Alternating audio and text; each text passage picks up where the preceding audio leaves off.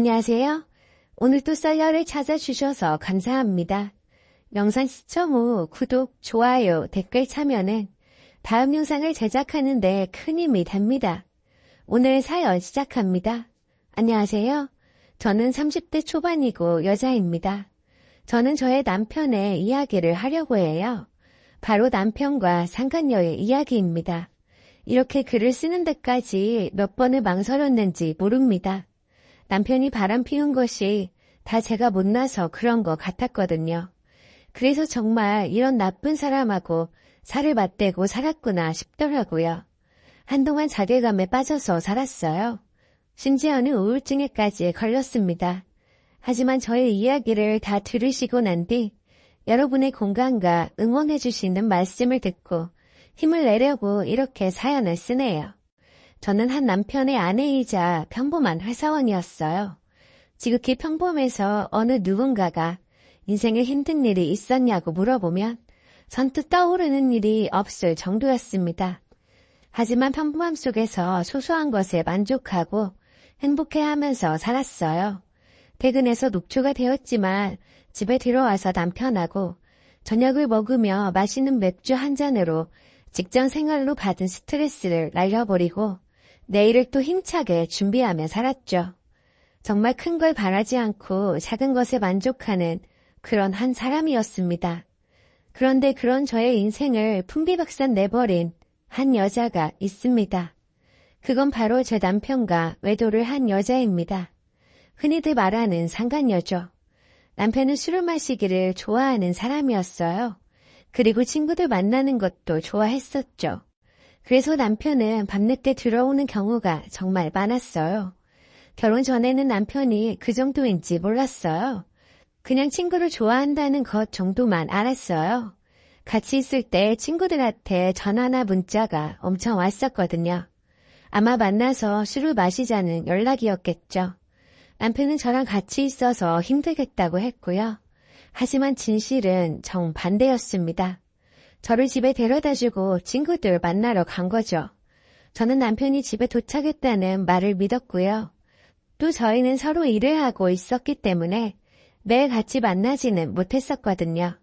그래서 못 만날 때 전화통화를 하면 집이라고 피곤해서 쉰다고 했고 저는 또 그 말을 곧이곧대로 믿었던 거예요. 남편은 그때 저한테 거짓말을 하고 친구들과 술을 마시고 놀거나 딴짓을 하고 있었는데 말이죠. 여하튼 결혼하고 그것 때문에 몇 번 남편과 크게 싸운 적이 있었죠. 그래서 관계가 많이 안 좋아졌어요. 그러는 와중에 저는 남편이 단순히 친구들과 술만 먹으면서 노는 게 아니란 걸 알게 되었습니다. 그러니까 여자들이 나오는 그런 곳을 다니고 있더라고요. 결혼한 지 1년도 안 되었는데 그런 곳을 다니니 정말 미쳐버리겠더군요. 처음 걸렸을 때 남편이 저한테 말하기로는 친구들이 하도 가자고 해서 한 번 갔고 자기는 여자 없이 술을 마셨대요.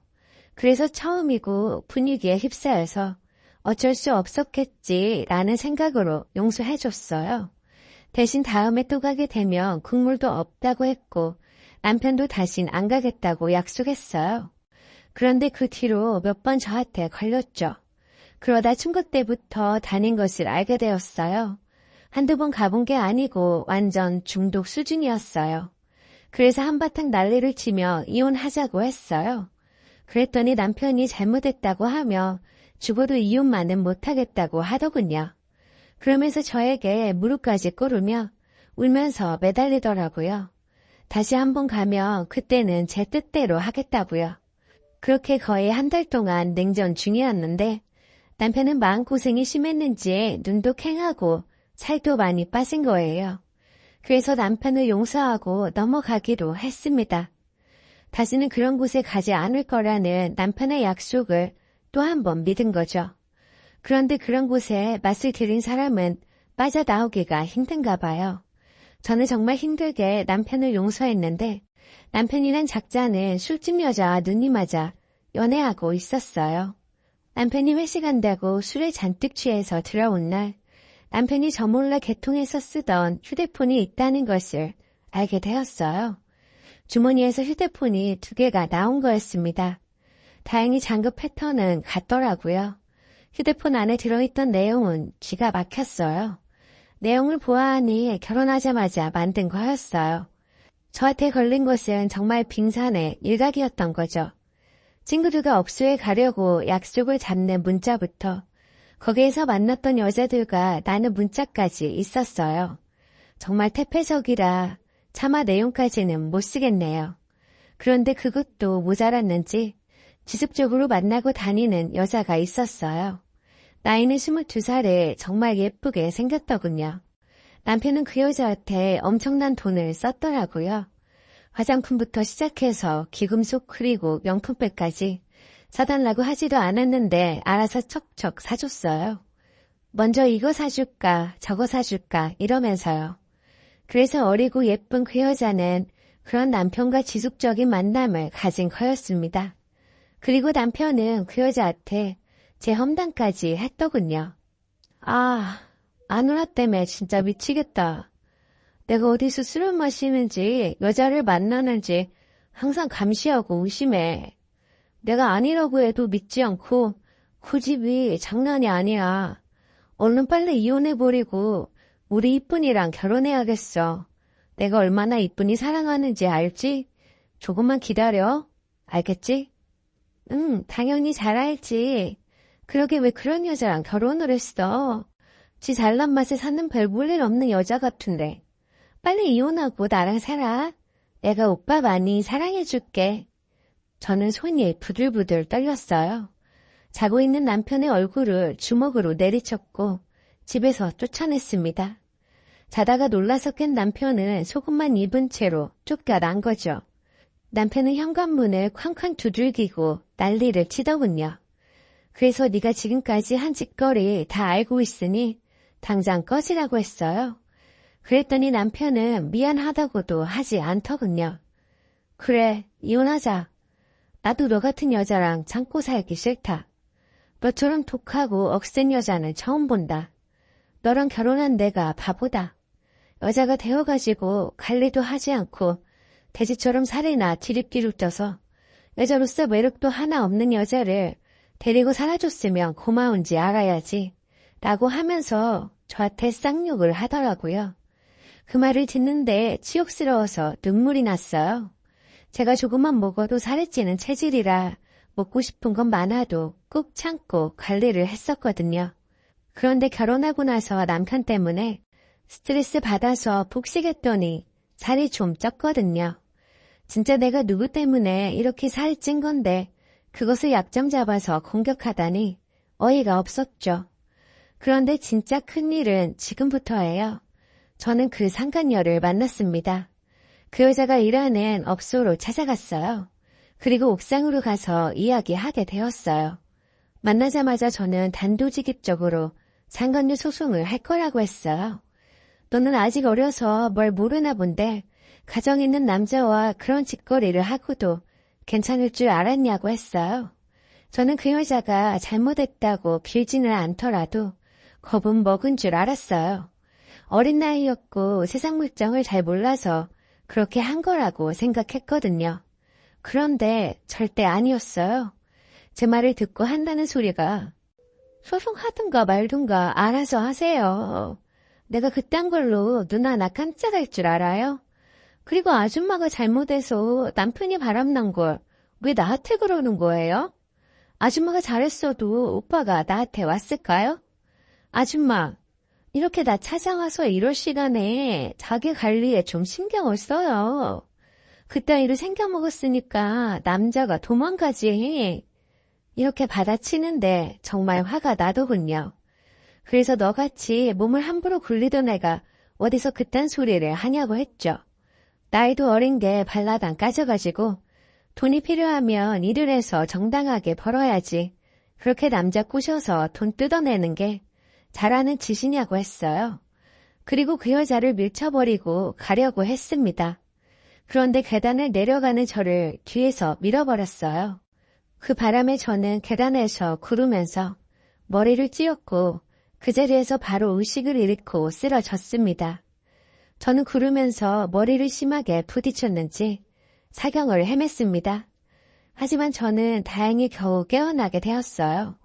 친정엄마와 여동생이 연락을 받고 와 있었어요. 친정엄마는 제가 잘못되는 줄 알았다고 펑펑 우시더군요. 그런데 여동생이 소름 끼치는 이야기를 하더군요. 응급실에 와보니 남편과 그 상간녀가 있더래요.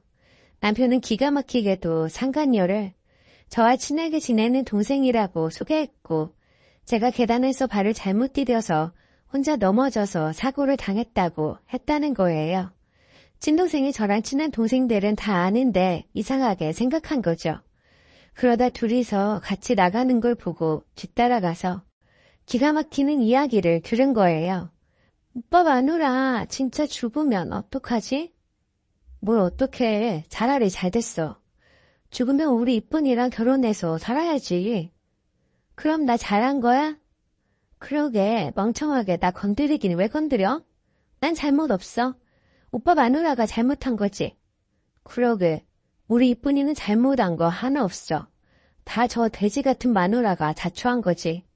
그러니까 절대 걱정할 필요 없어. 마누라 앞으로 보험도 둔 게 몇 개 있으니까 그 돈 받아서 우리끼리 행복하게 살면 돼. 그러면서 휴대폰으로 검색을 하더래요. 남편은 그 여자한테 휴대폰을 보여주며 이거 보라며 계단에서 실수로 넘어져도 보험금이 나온다고 했고 그 여자는 그 돈으로 자기 가방 사주라는 말을 했다더군요. 남편은 그 돈으로 차를 바꿔야겠다고 하고요. 동생은 그 이야기를 듣고 바로 경찰에 신고했대요. 그 여자가 언니를 죽이려고 계단에서 밀었다고요. 경찰이 왔고 남편과 그 여자는 절대 안 그랬다고 이건 모함이라고 했다더군요. 그래서 동생이 자기가 똑똑히 들었다고 했고 그리고 둘이서 휴대폰으로 언니가 죽으면 보험금 타는 것을 검색하더라고 했대요. 동생의 말엔 신빙성이 있다고 생각하셨는지 경찰관 분들이 두 사람을 데려갔다더군요. 저는 의식이 없으니 어떠한 진술도 못했고요. 제가 깨어나자 동생이 경찰서에 연락했고 경찰분들이 다시 오셨어요. 그래서 그 여자가 저를 밀었다고 진술했습니다. 경찰분들은 두 사람의 휴대폰을 조사하셨다더군요. 그래서 동생의 진술대로 남편의 휴대폰에서는 계단에서 넘어진 사고로 보험금 수령을 검색한 것이 나왔고요. 그 여자는 제가 의식이 없는 걸 보고 남편에게 전화를 걸었는데 받지 않자 자기가 저를 계단에서 밀었는데 깨어나질 않는다고 문자를 한 것이 들통이 난 거예요. 저는 계단에서 구르면서 크게 잘못될 뻔했다고 운이 좋았다고 의사 선생님이 그러시더군요. 그렇게 저는 정말 죽다 살아났어요. 저는 며칠 뒤에 두 발로 걸어서 멀쩡히 퇴원했어요. 하지만 그것들 때문에 죽을 뻔까지 했으니 도저히 가만히 있을 수 없었습니다. 먼저 시댁에 찾아가서 시부모님께 다 말했어요. 시어머니는 본인 아들은 그럴 리 없다고 방방 뛰더라고요. 남편의 비밀 휴대폰을 보여주자 아무 소리 못하더군요. 그리고 남편의 회사 게시판에 이 모든 사실을 올렸어요. 남편이 상간녀와 어떤 짓을 했고 제가 죽으면 보험금을 타려고 했다는 것까지 다 까발려 버렸습니다. 남편은 네가 그럴 줄을 정말 몰랐다고 회사에 전부 알려줘서 어떻게 다니냐고 너무한 거 아니냐고 하더라고요. 저는 너는 나 죽으면 보험금 타서 그 여자와 잘 먹고 잘 살려고 하지 않았냐고 너는 그런 짓거리까지 한 주제에 사실을 폭로한 내가 잘못했다고 생각하냐고 했죠. 이혼소송에 상간녀 소송 그리고 저 다친 것까지 고소를 했습니다. 저는 위자료를 받고 이혼을 했어요. 남편은 결국 회사에서 잘리고 말았죠. 그리고 그 상간녀는 징역형을 받았어요. 몇 달 전에 손님하고 싸워서 때렸는데 그때 집행유예를 받은 상태였던 거죠. 그렇게 모든 것이 정리되었습니다. 복수를 한다고 했는데 기분이 좀 그러네요. 다 끝나고 개운할 줄 알았는데 아니더군요. 분명 남편이 나쁜 사람이라 이렇게 된 거라는 것을 잘 알겠는데 저한테 무슨 잘못이 있는 것은 아닌가 라는 생각에 빠져 살았어요. 자괴감에 빠져서 일상생활이 힘들더라고요. 심한 우울증에 빠져 정신과 치료도 받았어요. 다행히 지금은 많이 괜찮아졌어요. 남편이 바람피운 상간녀 때문에 이혼한 것뿐만 아니라 죽을 뻔했으니까 아마 평생 동안 잊을 수 없을 거예요. 그래도 이렇게 크게 안 다치고 멀쩡하니 천만 다행이라고 생각해야죠. 정말 머리를 조금만 더 심하게 다쳤으면 지금 제가 어떤 상태일지 모르겠네요. 상상만 해도 끔찍합니다. 여러분이 보시기에는 어떤가요? 남편과 상간녀는 정말 나쁜 사람이 맞는 거죠? 소중한 의견 댓글로 남겨주시면 하나하나 전부 읽어보겠습니다.